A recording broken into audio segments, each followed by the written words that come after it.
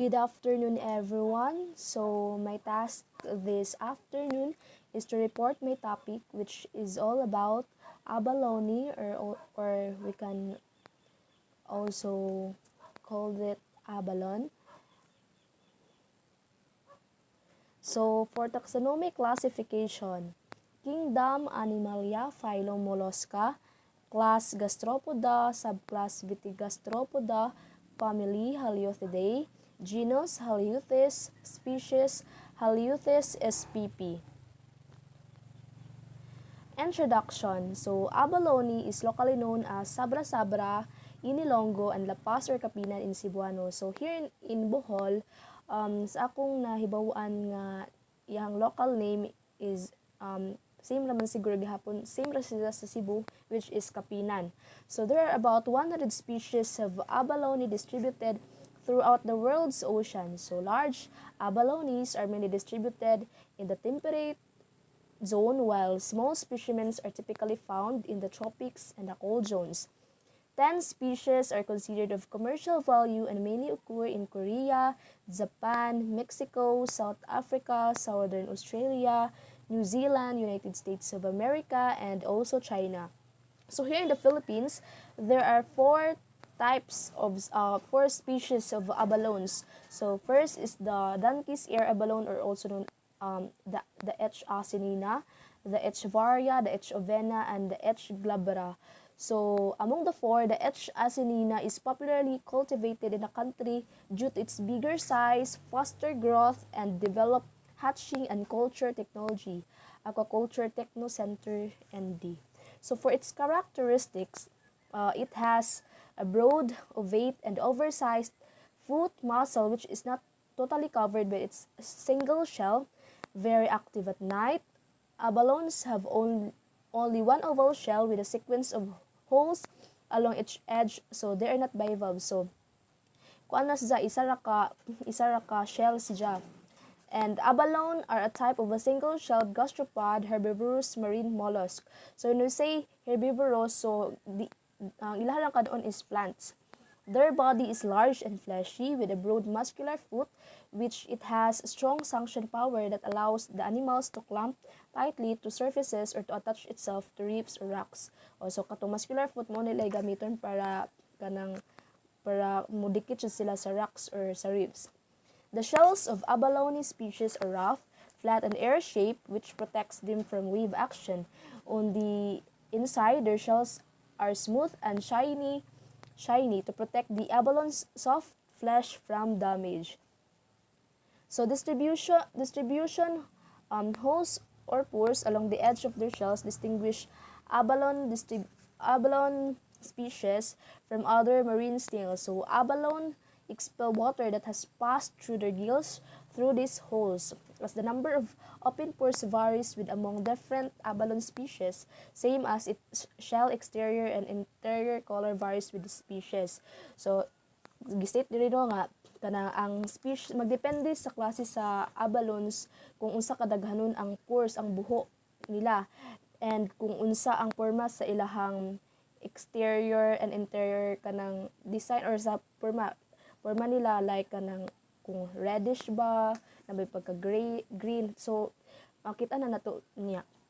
So they are also called so as what I ang abalone is also called as sea snails and are not filter feeders but grazers. When we say grazers, like sa land na yung mga grazers animals like kanang kabaw, baka, so ingana, eats marine algae such as kelps with the use of its rasping tongue called radula. So ang gamiton nila sa pagkaon is tong ilahang rasping tongue nga gitawag og radula. So distribution and habitat actively collected in the Southeast Asian countries. Apila ta anaa can be found in intertidal on corals, reefs, and can be attached to rocks. Abalone are widely distributed across the tropical and temperate coastal areas. So for its life cycle, from kung ang adult mag-spawn na sila the female and male will release their eggs and sperm adto sa water, and then adto na sa water mag-unite ang katong duha ka cell, which it forms trochophore, and then mudong na po siyang veliger, mo kuan na po siyang post larvae to juvenile, and balik po siya to adults. So for the reproduction, the breeding season and its duration vary according to species and closely related to environmental conditions of the habitat, generally being positively correlated with water temperature. The abalone spawning season in Korea begins in July or August when the seawater temperature is around 20 degrees Celsius, and in some cases it lasts throughout September and or October. Abalone is the dioecious animal. The dioecious means having male or female reproductive organs in separate individuals. So the gonad tissue can be visible when the shell reaches about 30 mm in length, usually after 1 year. Male and female specimens are easily distinguished. So the female gonad is either dark green or brownish, while the male organ is either milky white or yellow. So abalones usually spawn in the twilight, at early evening, or at dawn. Males usually release sperm first, therefore stimulating females to spawn. The eggs are fertilized in the open water, so the gametes are released into the seawater via the second respiratory pore. Male ejaculation appears like a streak of gray smoke, and the female egg-laying as blue smoke. One female measuring 7 to 8 cm in shell length may release 1 million eggs, while a bigger one up to 10 million. So generally, the number of eggs laid amounts to 80% of the fecundity. So fecundity means the ability to produce an abundance of offspring.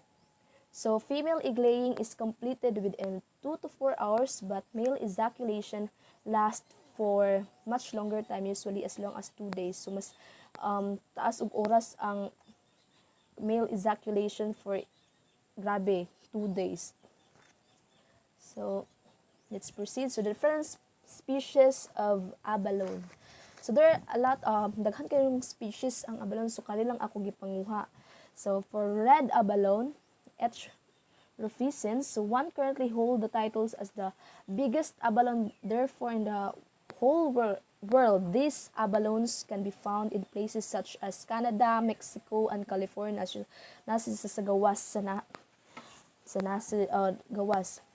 So the white abalone, H. circusini, the white abalones are mostly found in California and Mexico. Their shells are oval with up 5 holes. So karina siya ang iyaha may 5 holes. Furthermore, their size can reach 25 cm.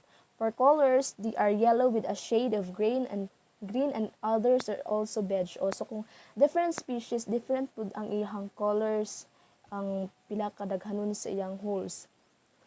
Then for the pink abalone, H. corrugata, commonly found in the Pacific coast of North America, for the colors of their shells, light turquoise and red tones are visible. So flat abalone, H. walalensis, are also common in Pacific Ocean. Their size can reach up to 17 cm. The shell is oval in shape and quite flat. The edges of their shells are smooth. The colors are yellowish red, similar to a brick, with a blue, green, and white tones too. Green abalone, H. fulgens, are quiet as they grow to big size. It is said that a grown abalone can reach the size of 25 cm. Found mostly in Californian waters, these snails have been greenish shells. So green po ni siya. So pinto abalone or northern, H. kamchatkana, are one of the oldest species of abalone out there. It is recorded that they existed on this earth for approximately 500 million years. So, sila ang pinaka-oldest. Elegant abalone, or H. elegans, can be found in Western Australia waters. Their size is quite small, as they often measure up to 7 cm or 10 cm. Their shell are long and narrow. They are also bright orange with shades of white in marble patterns. Along the surface of the shell, there are repeated half-spiral lines. These sea snails are hailed for their beauty even though they are rare. So, nindot daw siya. from the word elegant. Thus, they are called elegant abalone. So, Galapagos abalone or H. dolly is very rare and can only be found in the waters of Galapagos Islands.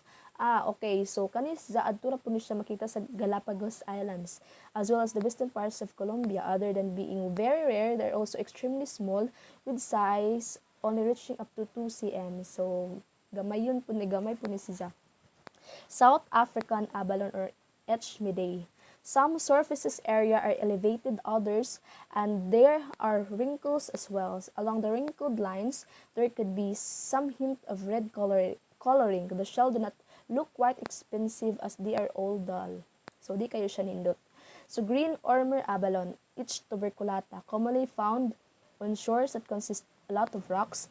They are namely found in European waters such as Mediterranean Sea, Channel, Azores, and Canary Islands, reach up to the size of 10 cm. The shells are oval or commonly said to be dominantly pale yellow with a bit red undertake.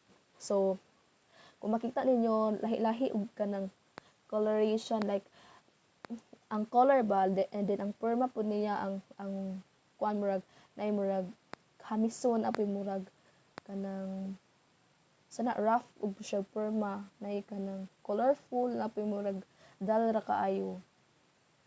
So for its current trends and status, so here the global production of farm abalone was estimated at 129,287 metric tons in 2015. Korea's total yield of farm abalone was estimated at 7,580 metric tons in 2009.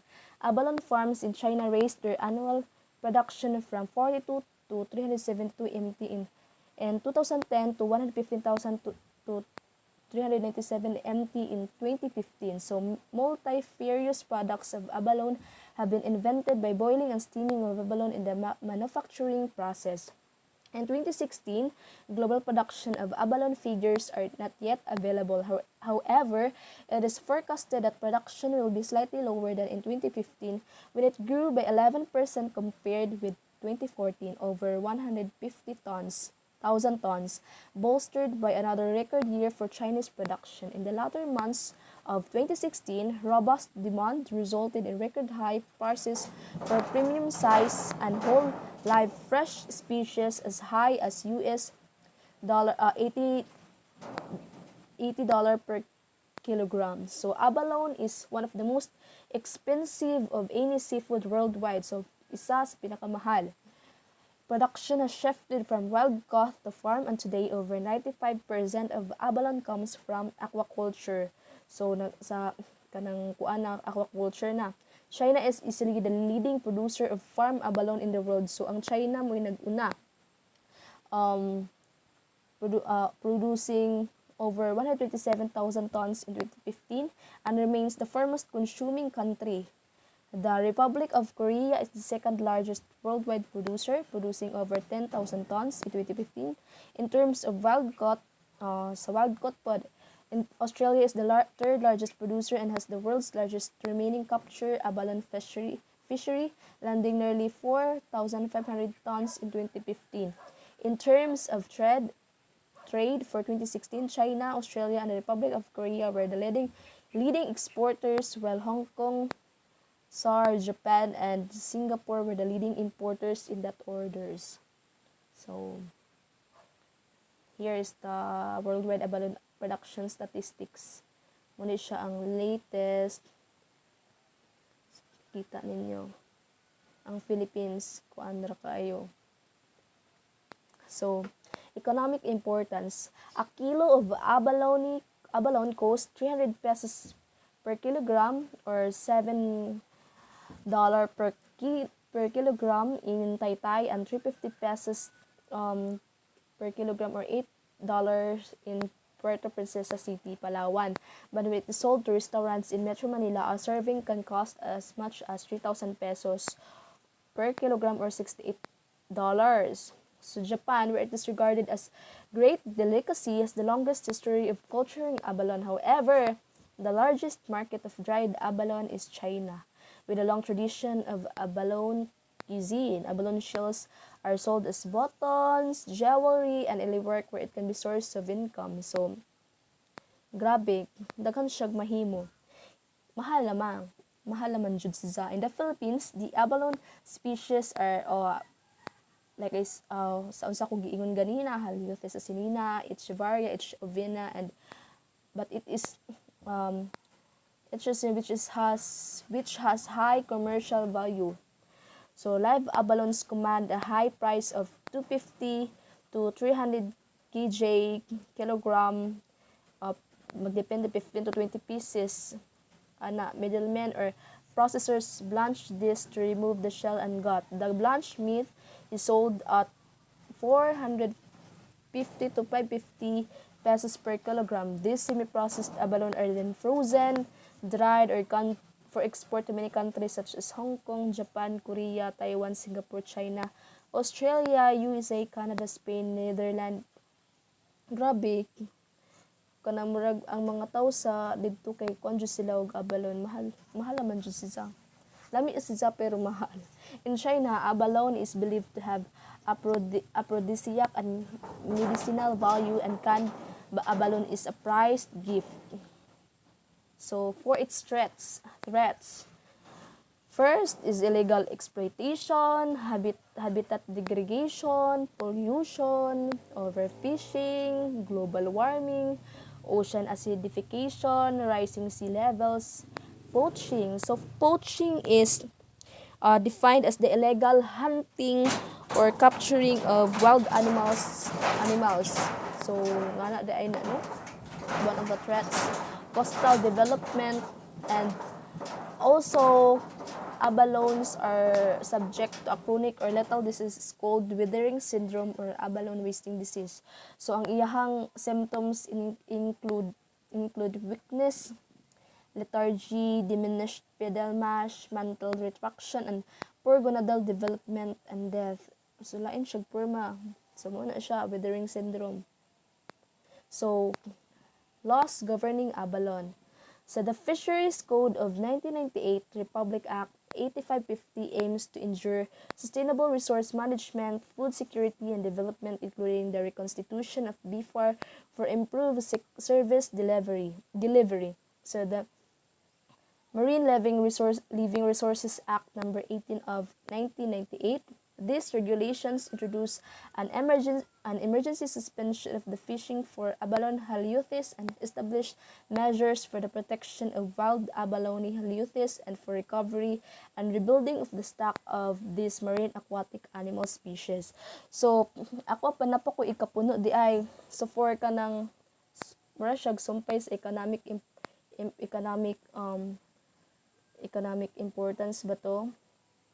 O kanang kuan siya naa siya health benefits pud ang abalone. So first is the reduced heart it can reduce heart rate, cancer prevention, enhance the function of liver and spine, keep the kidney healthy, and improve circulation in the body, and many daghan pa jud siya pero kanin lang akong gipili.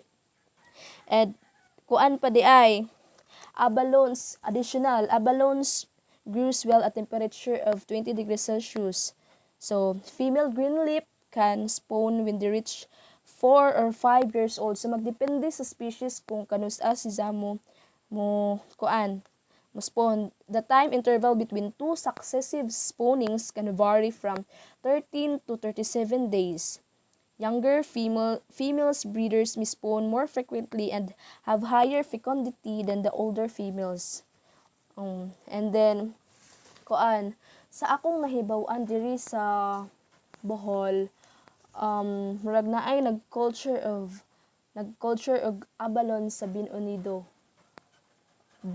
Bohol.